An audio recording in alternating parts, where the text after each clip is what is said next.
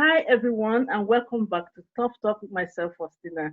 And today I'll be speaking to Robert Harkavy, who is a journalist and the editor of a UK-based LGBT magazine online website, which is called Out Now Global.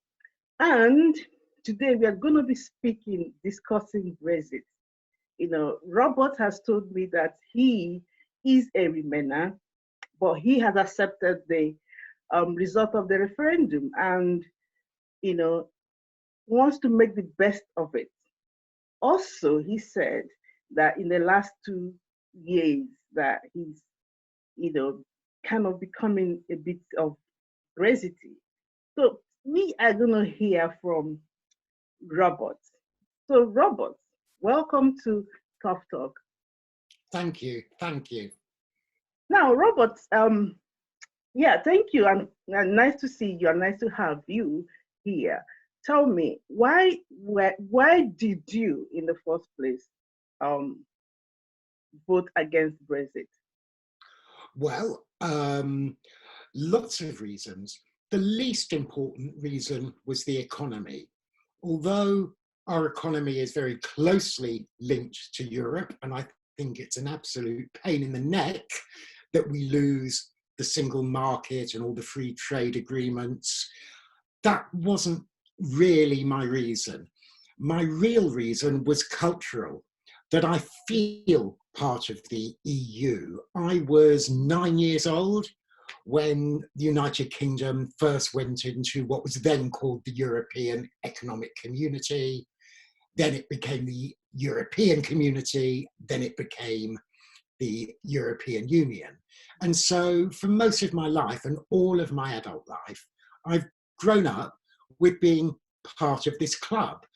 I have never had to think about at my magazine employing EU staff or whether that's a problem.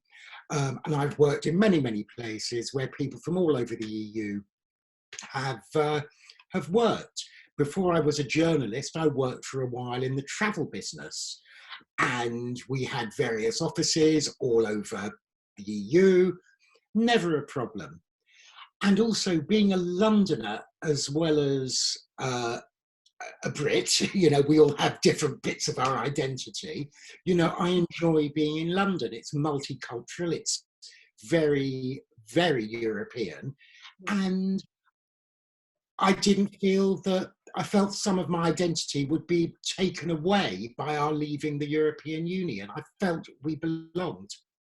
Yeah, that's a good point that you made about culture and identity and all that. And since the debate of the Brexit, there's been racism keeps coming up. Discrimination, people being attacked, whether it's because of being black or being gay or being, different reasons. Even the Jewish people, everybody's complaining. Do you think that Brexit brought out the best, the worst of Britain? I think in many ways, yes, not entirely.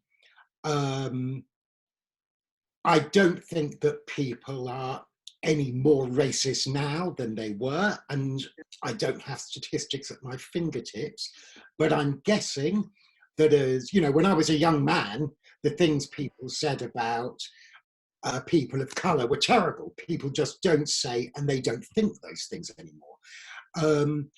So I think on the whole, racism has probably diminished over time in this country, but I think what Brexit has done, it has enabled people who already have those views to spout those views. It's almost emboldened them. We have seen the very same thing under Mr. Corbyn with anti-Semitism and the Labour Party. I don't think that Jew hate is any worse now in the United Kingdom than it was 5 years or 10 years or 15 years ago. It's probably better. But what happened was that particular far left cabal of the Labour Party, which was far left and considered quite radical, became the mainstream of the Labour Party. And again, that made that encouraged those people who were, now. yeah, so yeah, going back to anti-Semitism in the Labour Party, which I think is very similar from the xenophobia and racism we've seen pro-Brexit. The point I'm making is that I don't think any people's opinions have got more racist or more xenophobic, or in the case of Labour, more anti-Semitic. But I think those aspects of our life, whether it's leaving the European Union or the far left getting hold of the Labour Party, have empowered those people who hold those views to feel that they're more part of the mainstream. Okay. Now, you said you've accepted the result of the referendum, well, and you want to make the best of it. How do Yeah. you think? Do you think Britain are going to make the best of it? How? How are they? How is it going to be? Okay, that's a really good question. So we'll start by saying that this country is a rich, successful, resourceful country, and I dare say we always will be. Now, of course, it's possible that in 2022, we might be a little bit poorer than we were in 2019, but I'm speaking to you, I can hear you have an African accent, and, if you want poverty, you don't come to Britain, whether you're terrible, grinding poverty, you don't see it in Britain in the same way you do in the developed world, in the developing world, in certain places in Africa or in Asia.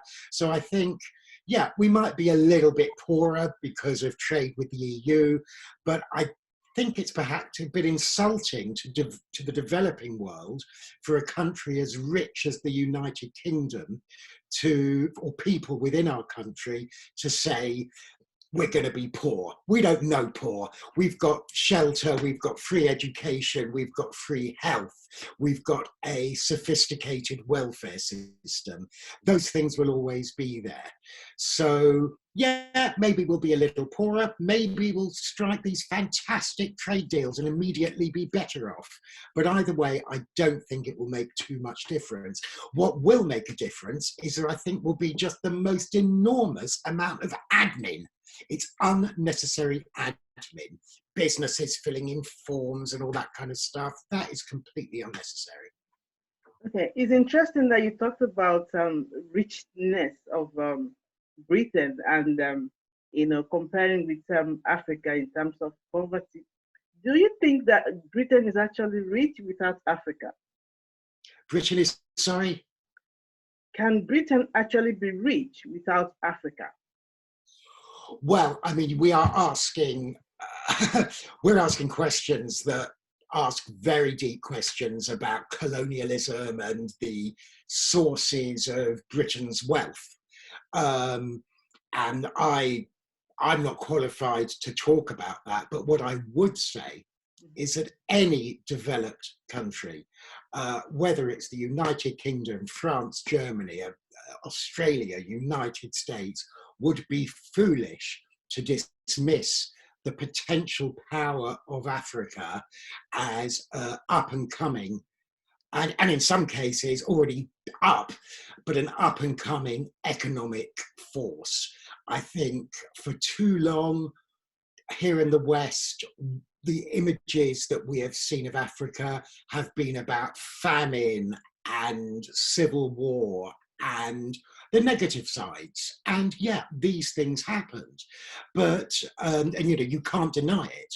But things in Africa are changing. I have a friend whose father lives in Kenya. White people. Her father emigrated to Kenya. She goes out there all the time. She says to me that you go on the streets of the cities, it's like a Westerner.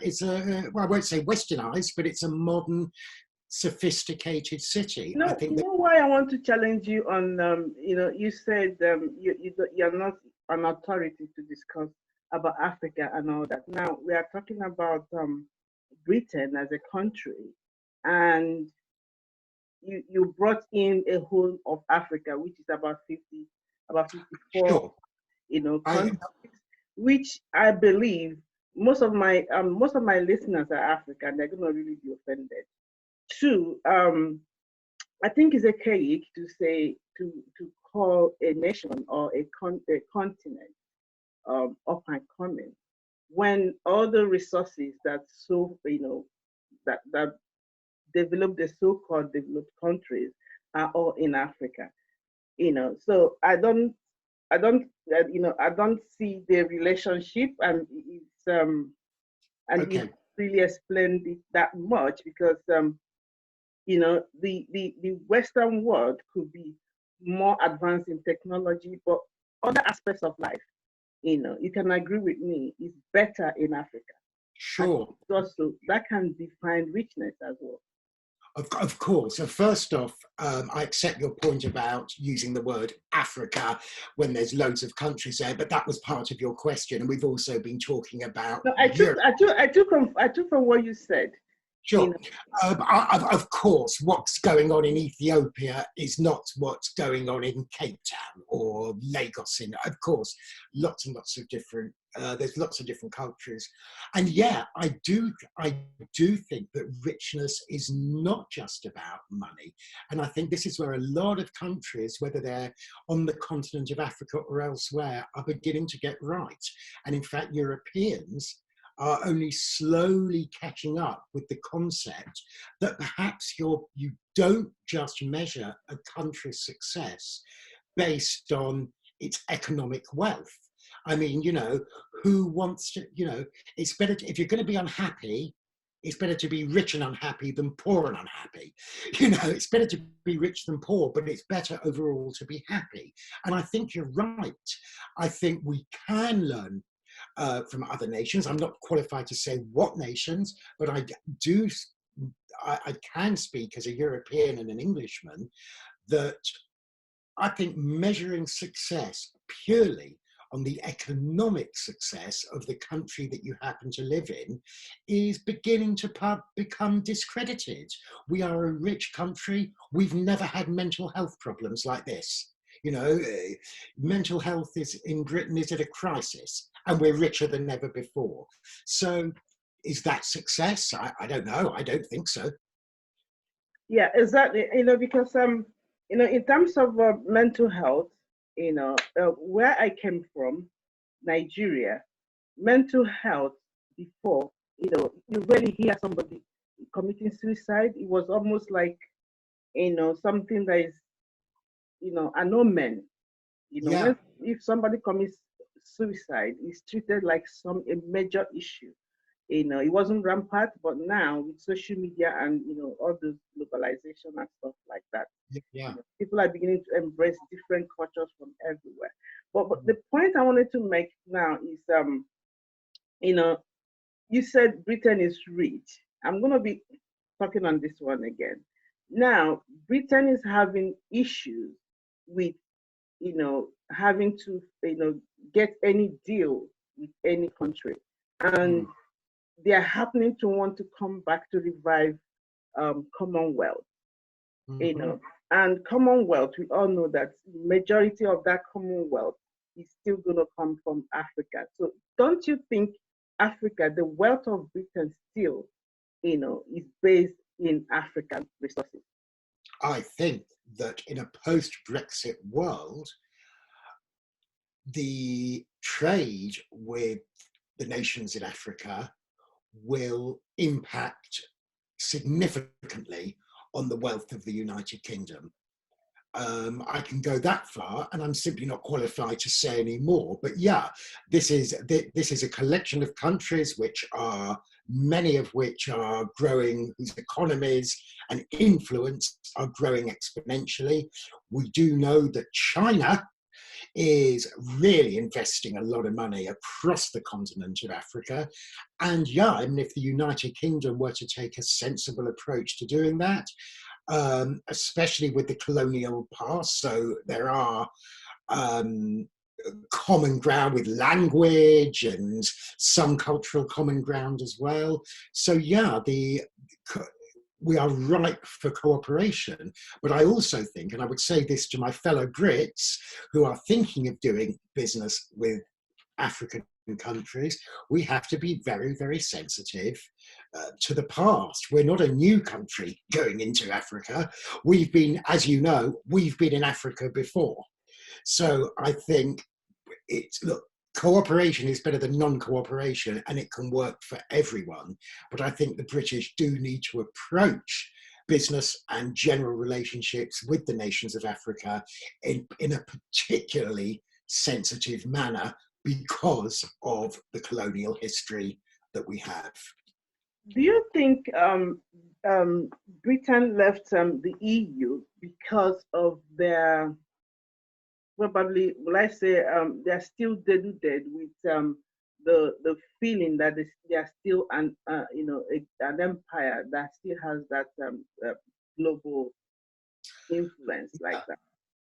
It's a good question, and it's one I've heard before, and I've talked to a lot of people who voted Brexit, and I actually disagree with it completely. It's quite an easy thing for some people to say, oh, you little Englanders, the empire's gone, move on. Everybody knows the empire's gone. The empire's been gone for 60 or 70 years. I think, there are many reasons why Britain voted to leave, not least relentless negative press about the European Union going back 40 years. Much of which was simply untrue. I'll give you one example, a very simple example.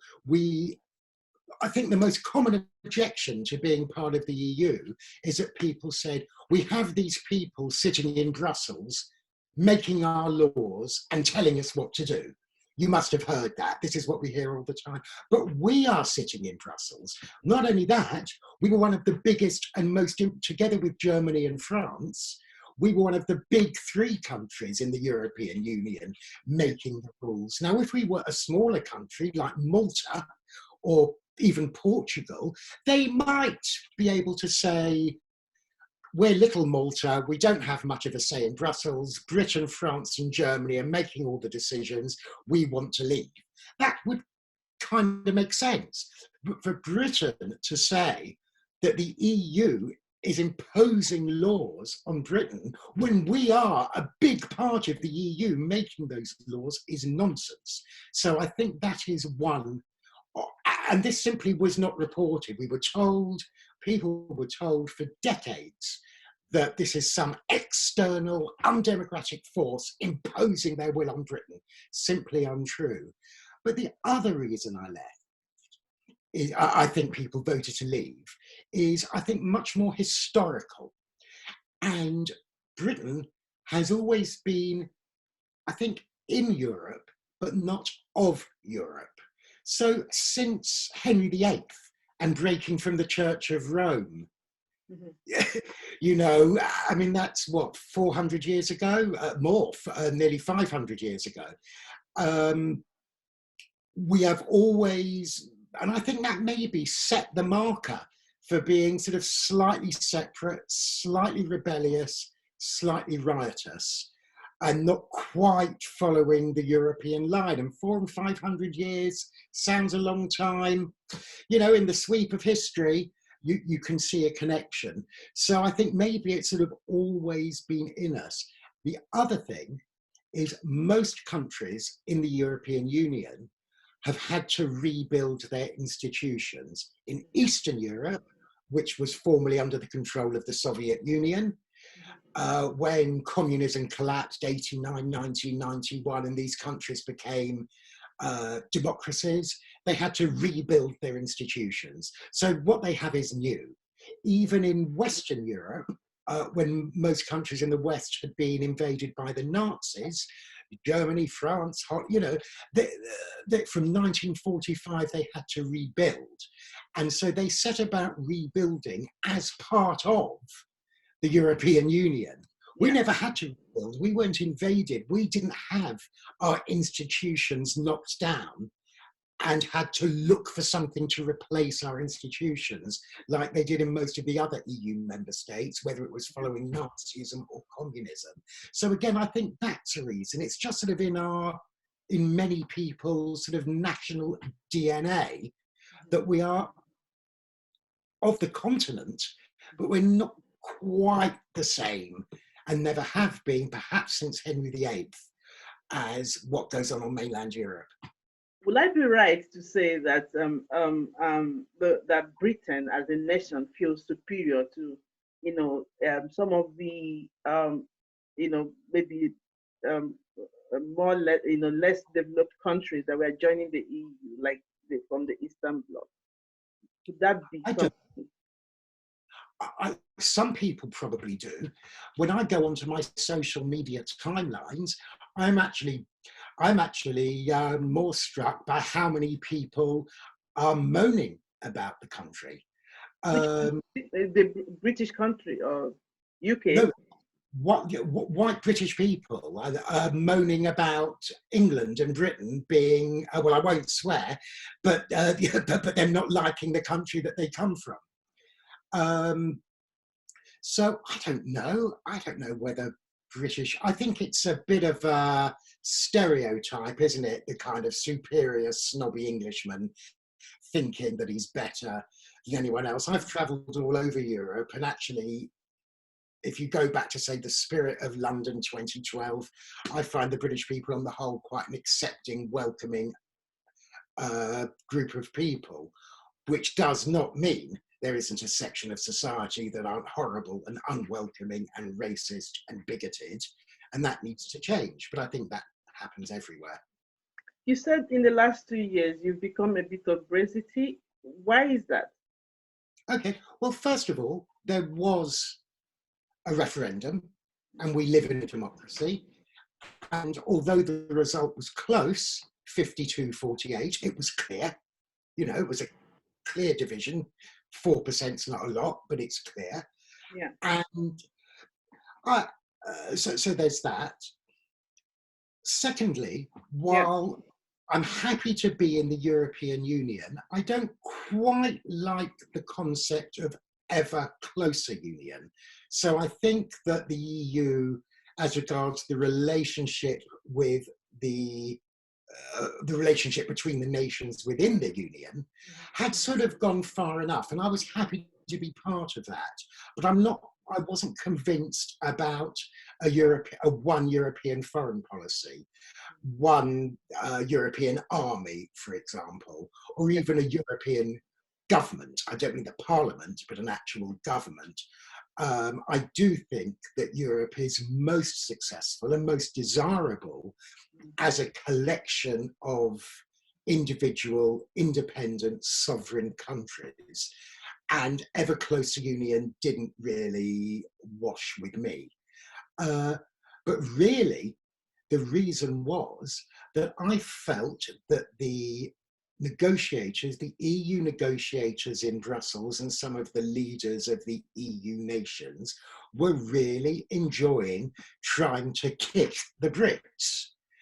Some of the language that came out of Brussels, and like I say, I wanted to stay in the EU, but some of the language that came out of Brussels, I think was very undiplomatic. It was unpleasant, and it really was, I think, an opportunity seized by some members of the European Union. Do you not think? Sorry, do you not think that those languages were in kind of in response to the languages that were also coming from Britain at the time of? Well, I think that if you look at the language coming from Britain in certain newspapers, etc., you're absolutely right. Some of the language about the EU that has come from certain members of the right-wing press I find it embarrassing. Which you mentioning a right-wing press, which is even more than 80% of the British press has become more right-wing than ever.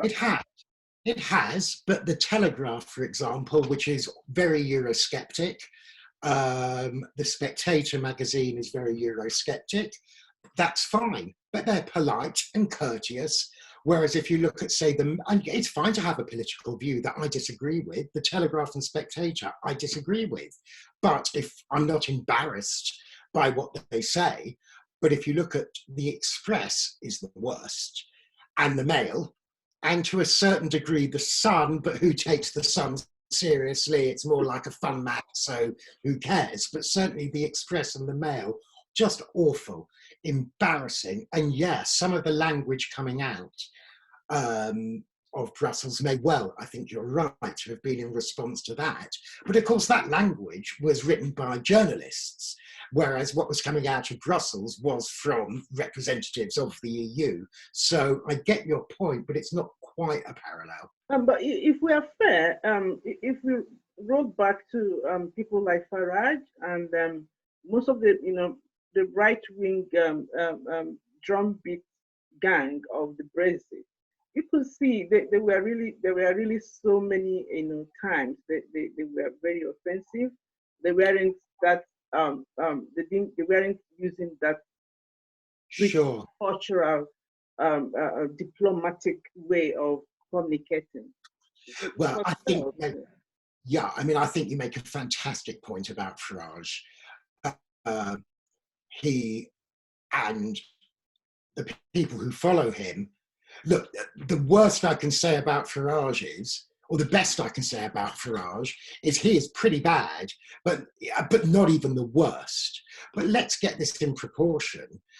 UKIP and the Brexit Party have never had an MP in the House of Commons. But Farage was the MEP. He was an MEP, but that's all they've had. They've had a few MEPs. They have never got anywhere near to power, anything approaching power. What is the role? Sorry, what is the role of the MEP? Is he not the one representing Britain in Europe?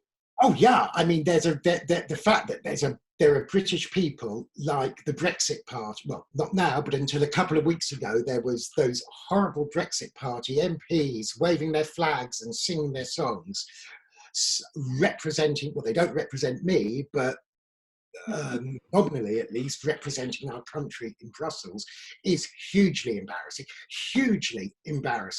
But the truth is, hardly anyone votes in the European elections. You're a Brexiter and you want to leave the European Union, and your activists go out. And it's like in local council elections where hardly anyone votes.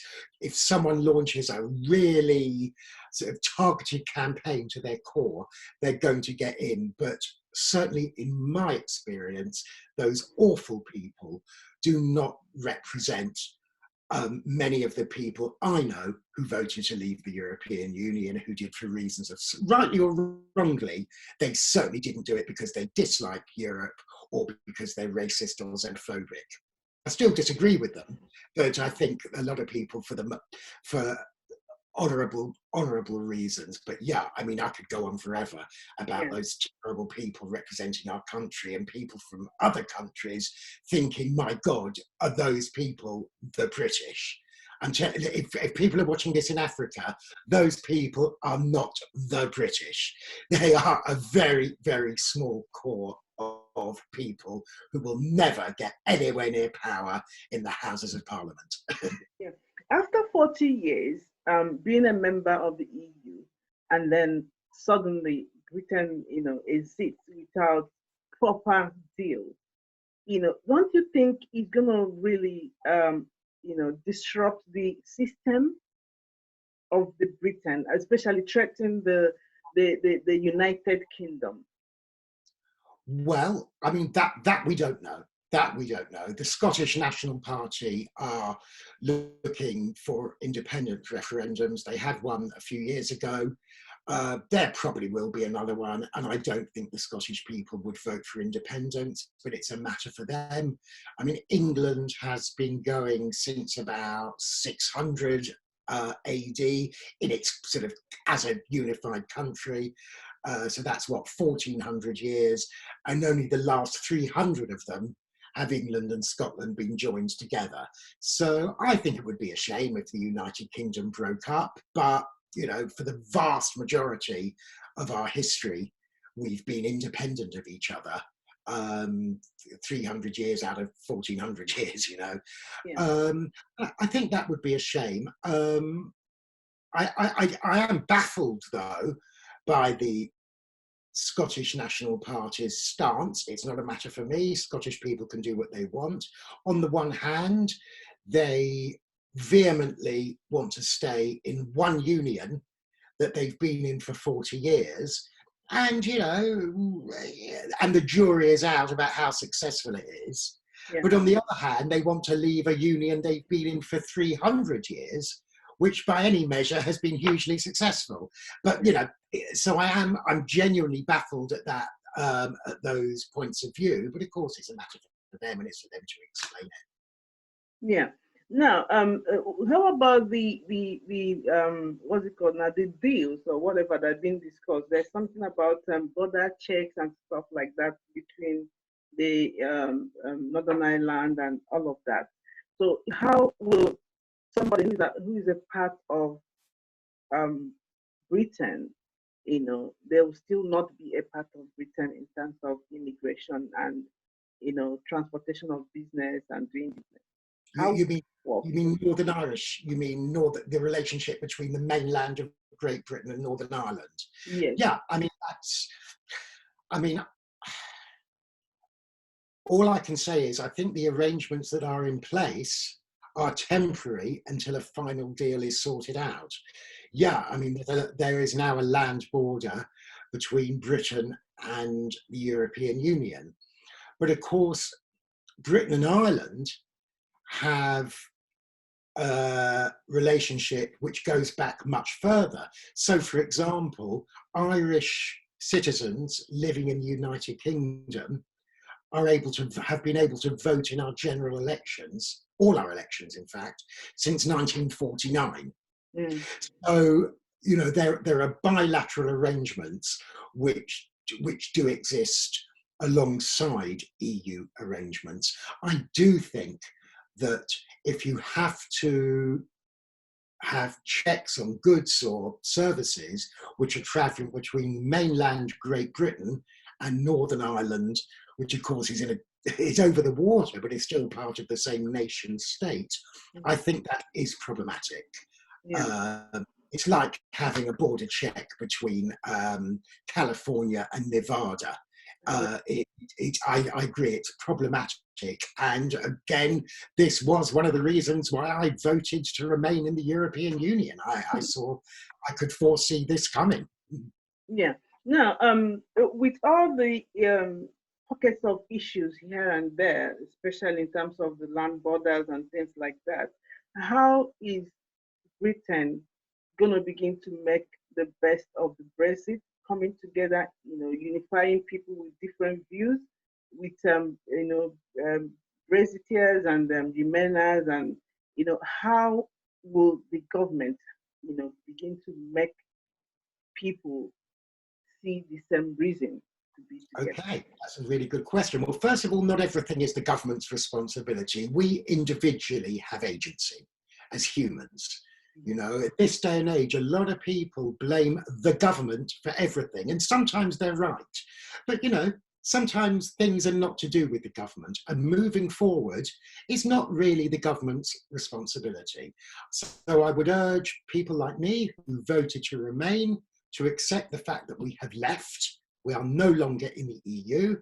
It looks like we are for the next year because there's this transition, so nothing is changing, but for at least a year. But we have left. Move on. Let's stop arguing about it because we have left. End of. So I think that's an individual's responsibility, not the government's. Now, sorry, in terms of blaming the government, let's say, for example, now I think there was a time there was a talk about when Britain leaves EU, there'll be a repeal on the agreement on human rights, certain human rights, like maybe immigration laws and stuff like that, you know. And some of the people who voted Remain, you know, these were some of the things that they were skeptical of, especially of the right-wing Tory government, you know. So now, wouldn't they be right to blame the government if what we are seeing now in terms of Windrush and people being deported, you know, citizens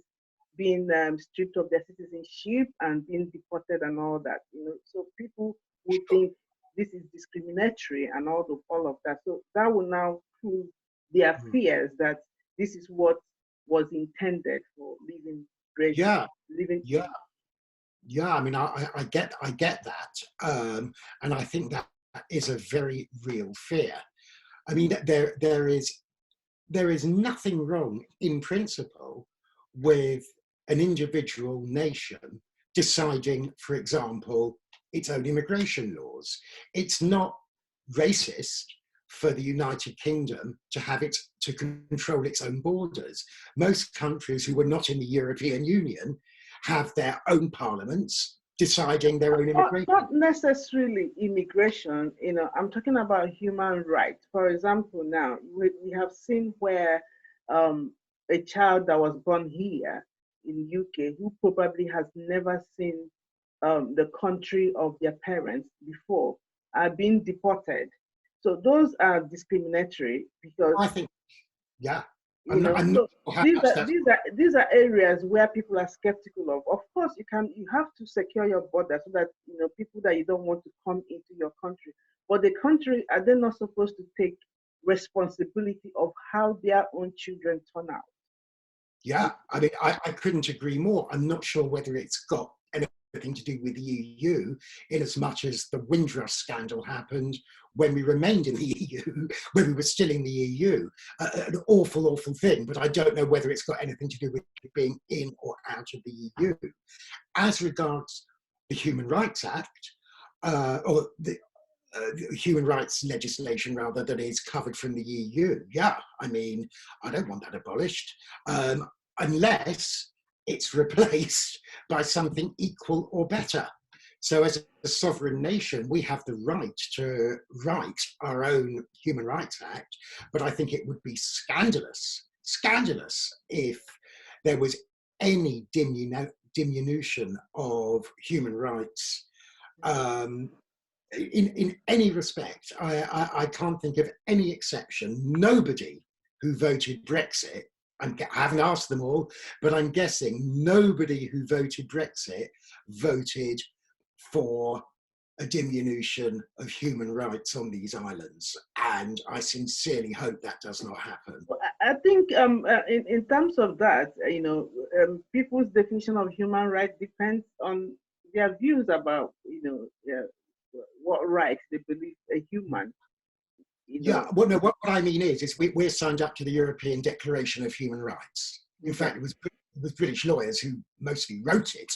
And like I say, if we want to move away from that, fine, I don't want to. But if we do, as long as we replace it with a British Declaration of Human Rights that is either the same or better. Better. Yeah. Yeah. Okay. So, yeah. Now, today, there's the news of 191 billion black hole in the EU, first EU budget post-Brexit. Has that exonerated the UK for the decision of leaving? So can you repeat that? Today, the news broke today that the European Union, their first budget after Britain left the EU, oh, yeah. They have a black hole, deficit of 191 billion, pounds equivalent, So has that now exonerated the UK for deciding to leave? And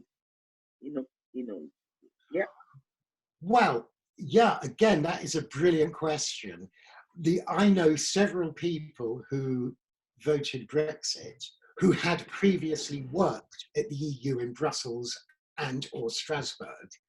In fact, almost everyone I know who worked there voted to leave on the basis that they waste a lot of money. And they said to me, although I voted Remain, they said to me, Rob, if you were there, if you want to fly on the wall and saw the waste of budgets and the corruption of all this, you'd vote Brexit too.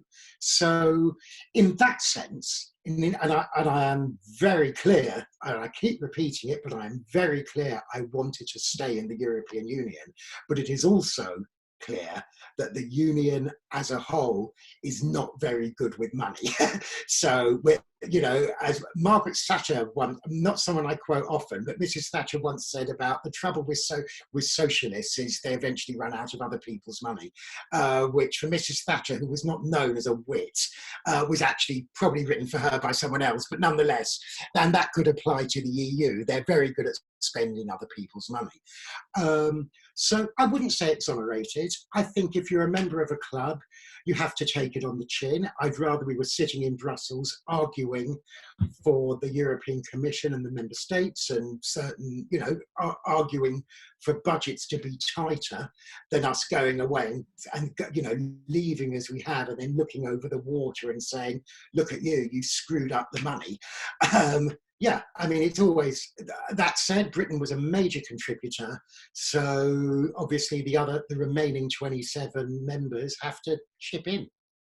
Yeah. Now, do you think the EU as a union, do you think they're going to survive? They will make it in the next 10 years? Will they still be available? Will they make it in the next 10 years? Will there still be any? I think yes. I think yes. There are things that concern me about it. In certain countries, especially Hungary and Poland, but really across the Old East, we are seeing a very, very nasty rise of right-wing nationalism, which almost by definition is anti-EU. We're also seeing a bit of that in Italy. Mrs. Le Pen, Madame Le Pen in France, obviously, she hasn't won anything, but she's still quite popular. And most horrible of all, for anyone with a knowledge of 20th century European history, Germany. So I think there is that danger of right-wing parties achieving more power than they have now.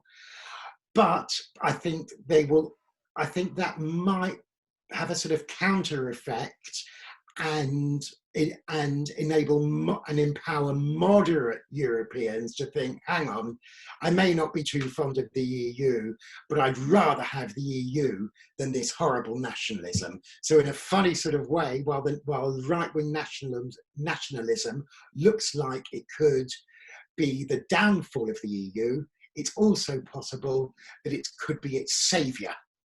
Yeah. No, there's something that is confusing me that, you know, with the spring up of nationalism and, right wing and all these views that, you know, recently coming up now. I remember in the late 90s, 98, 99, just before 2000 and stuff, that was when the Western world, America, Britain, you know, European nations were, you know, vigorously campaigning globalization and stuff. Then all of a sudden, everybody now wants to go back to their own space. What happened? I think some people got left behind. So for me, I live in North London. I work in the media. You know, I'm not a rich man, but I'm comfortable. I'm okay for money. Globalization for me is fantastic. I can go out in London to meet people from all different cultures. If I want to travel here, travel there. If my children want to go to university in another country, everything about globalization has worked for me.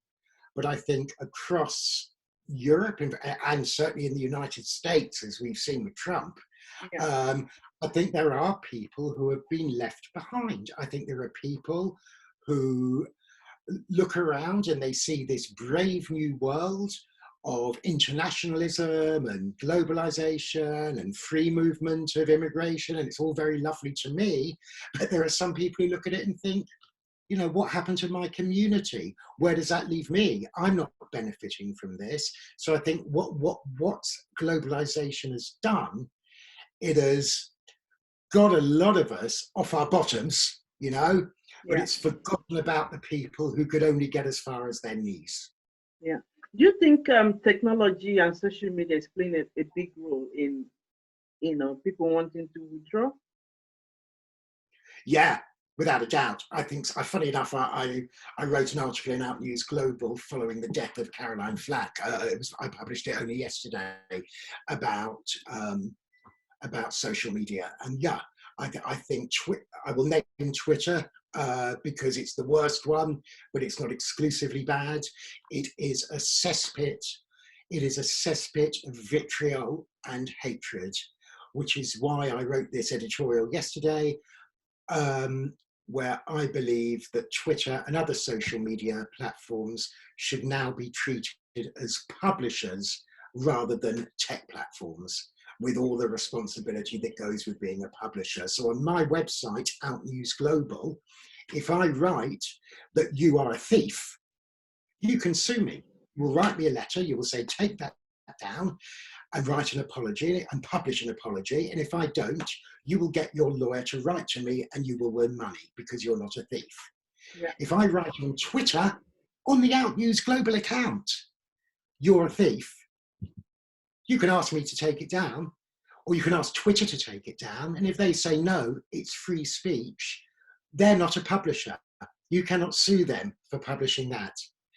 Because they will say, we're a tech platform. We're nothing to do with the message. We just provide the technology for people to communicate. And I don't think that's good enough. I think social media has turned into, some of it's lovely. It's great keeping in touch and stuff, or seeing what your favorite celebrities are doing. It's not all bad, but I think from a far right, far left politics are given oxygen on social media, and I'm very unhappy about it. Okay, finally, thank you so much. But finally, before you go, what would you tell Remainers who haven't accepted the result, and what would you tell Brexiteers who feel it's a victory for them? Okay, well, to my fellow Remainers, let's suck it up.